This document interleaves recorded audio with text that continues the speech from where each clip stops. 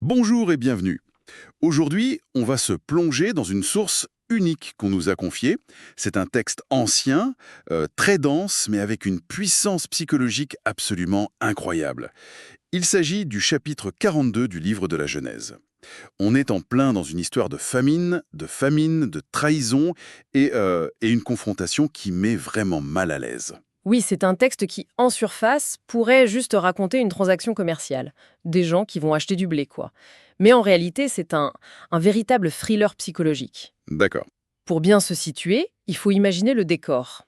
On a une famine dévastatrice qui s'est abattue sur la région de Canaan. Le patriarche, Jacob, et toute sa tribu sont vraiment au bord de la rupture. Ils n'ont plus rien. Plus rien. La seule bouée de sauvetage, c'est l'Égypte.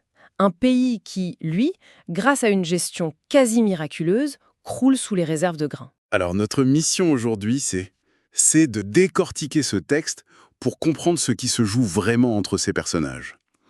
Comment est-ce qu'une famille brisée par un crime ancien réagit quand elle est forcée de se retrouver pour survivre?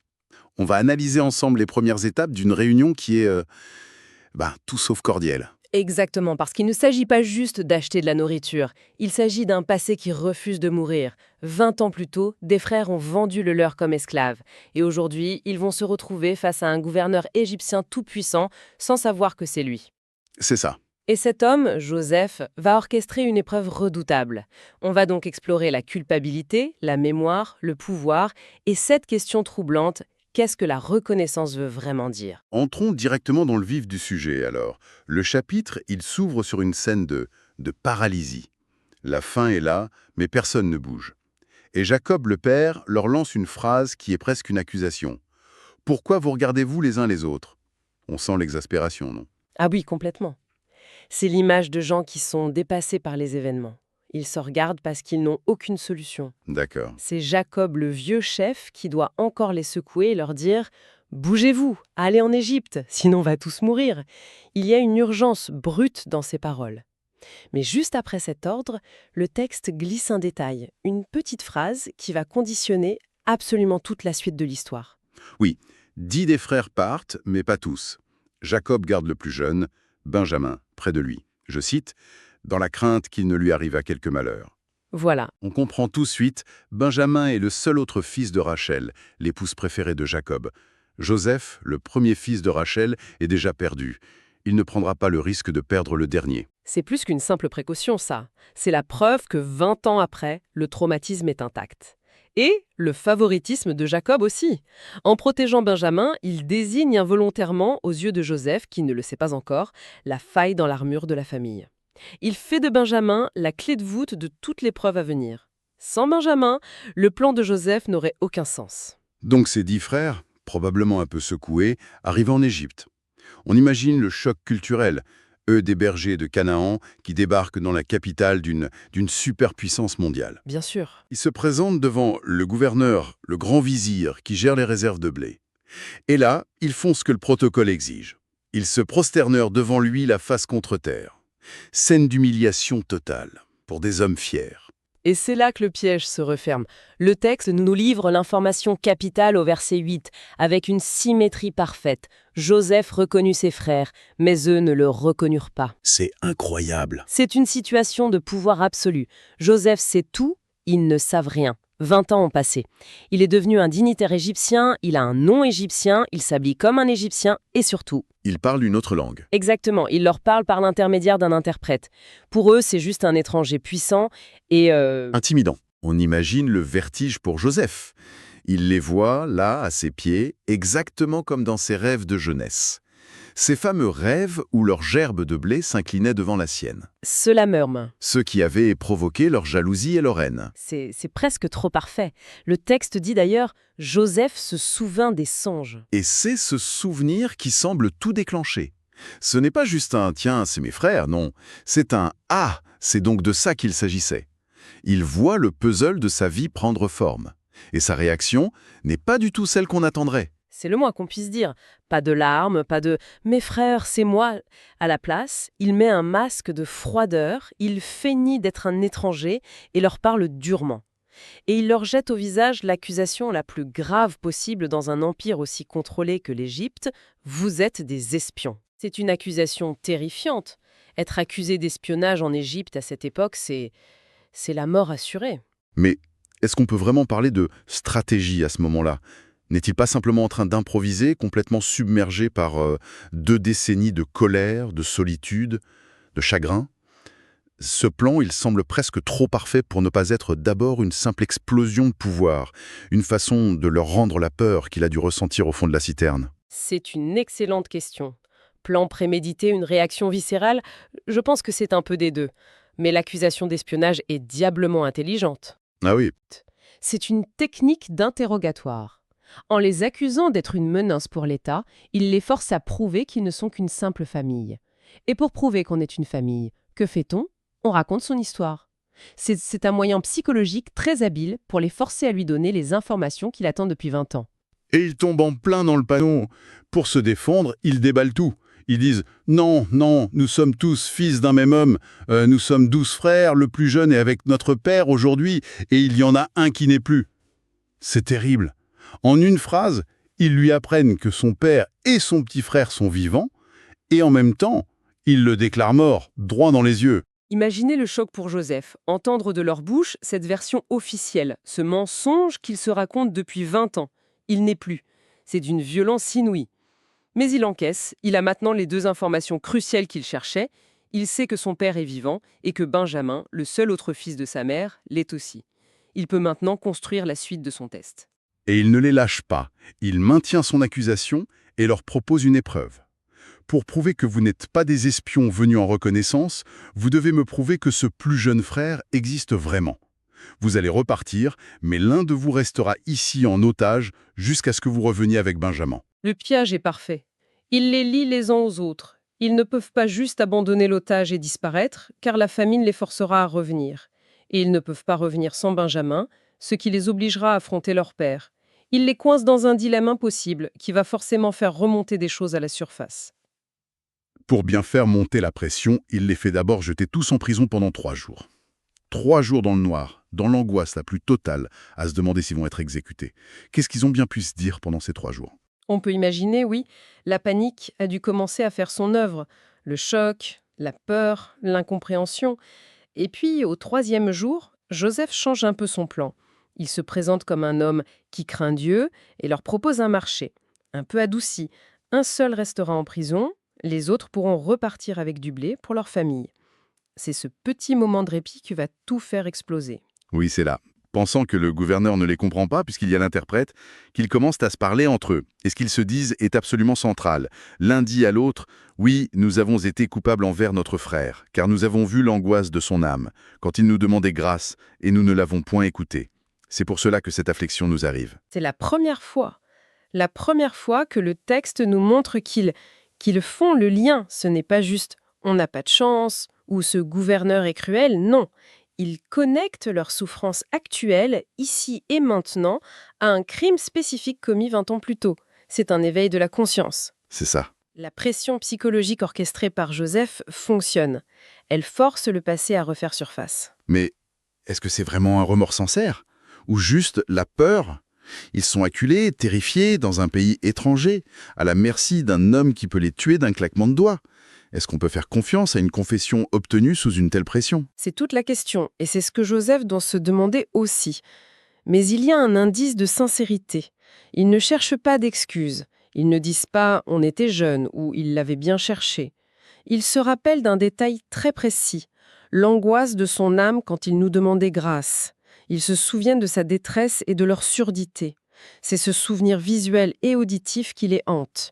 Ils ne voient pas la main de Joseph dans ce qui leur arrive, mais ils y voient une forme de justice. Et Ruben, l'aîné, qui à l'époque avait essayé de sauver Joseph, en rajoute une couche. Il leur dit en substance « Je vous l'avais bien dit, ne touchez pas à cet enfant, et maintenant on nous demande de payer sa dette de sang. » Une sorte de de satisfaction amère dans ses propos. Et pendant qu'ils ont cette conversation, à cœur ouvert, pleine de culpabilité, Joseph est là et il entend tout. Le texte précise qu'il ne savait pas que Joseph comprenait car elle se servait d'un interprète. Et en entendant cette confession, sa carapace de gouverneur impitoyable se fissure. Il s'éloignait d'eux pour pleurer. Attendez, là je suis un peu perdu. Il vient de les accuser d'espionnage, de les jeter en prison, de concevoir ce plan tordu pour les faire souffrir. Et là, il quitte la pièce pour pleurer. J'ai du mal à réconcilier les deux facettes du personnage. Est-ce qu'il joue un rôle ou est-ce qu'il est vraiment en train de craquer? Je pense qu'il est vraiment en train de craquer. C'est la preuve que son plan n'est pas juste une vengeance froide. Il est profondément ambivalent. Il y a le Joseph juge qui veut les pousser à la faute, les tester, voir s'ils ont changé. Et il y a le Joseph frère qui est submergé par l'émotion en entendant enfin, après 20 ans, une forme de remords. Ces larmes qu'il cache nous montrent l'immense conflit intérieur qui l'anime. Il revient donc, après avoir séché ses larmes, il remet son masque et il exécute son plan. Il prend Siméon et le fait enchaîner sous leurs yeux. Pourquoi Siméon d'ailleurs? C'est un choix au hasard? Probablement pas.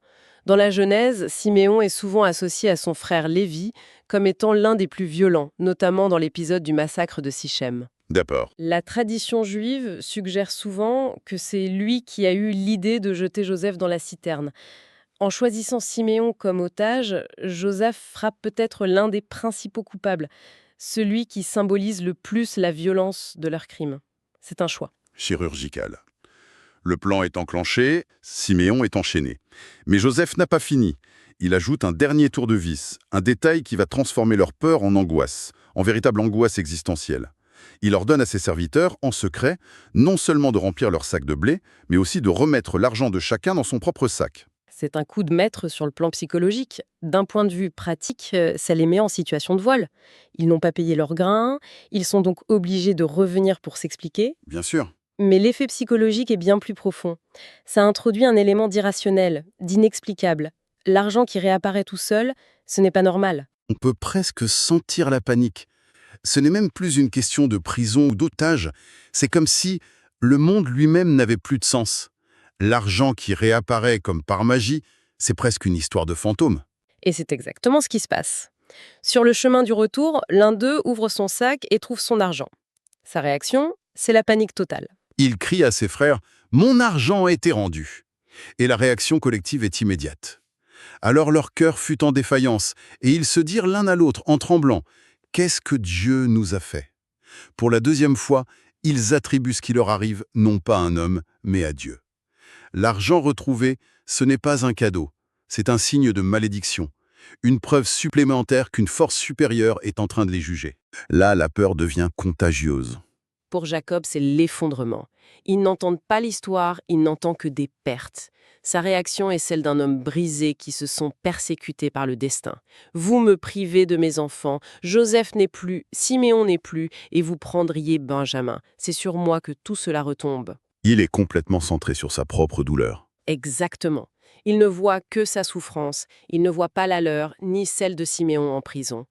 C'est fascinant. Pour lui, Siméon est déjà perdu, au même titre que Joseph. Il est enfermé dans son deuil passé et ça l'empêche de gérer le présent. C'est ça, il est bloqué. Il est bloqué sur le traumatisme de la perte de Joseph et la demande de risquer Benjamin, l'autre fils de Rachel, est tout simplement insupportable pour lui. Ruben, l'aîné, tente un geste désespéré. Il fait une promesse à la fois tragique et absurde à son père. « Tu feras mourir mes 2 fils si je ne te ramène pas Benjamin. » Il offre ses propres enfants en garantie. C'est une proposition insensée. Elle montre à quel point la communication est rompue dans cette famille. Comment un père peut-il être rassuré par la promesse de tuer ses petits-enfants? C'est absurde. Évidemment, Jacob ne peut même pas entendre ça. Son refus est total, absolu. Il conclut avec une phrase d'une tristesse infinie. « Mon fils ne descendra point avec vous. S'il lui arrivait un malheur, vous feriez descendre mes cheveux blancs avec douleur dans le séjour des morts. » Et le chapitre s'arrête là. Sur cette impasse, la famine rôde, Simeon est en prison, et Jacob refuse de livrer la seule clé qui pourrait tout débloquer. C'est un suspense insoutenable. Alors, si on essaye de faire le point, qu'est-ce que ce texte nous dit? On a assisté à la mise en place d'une expérience psychologique d'une complexité folle.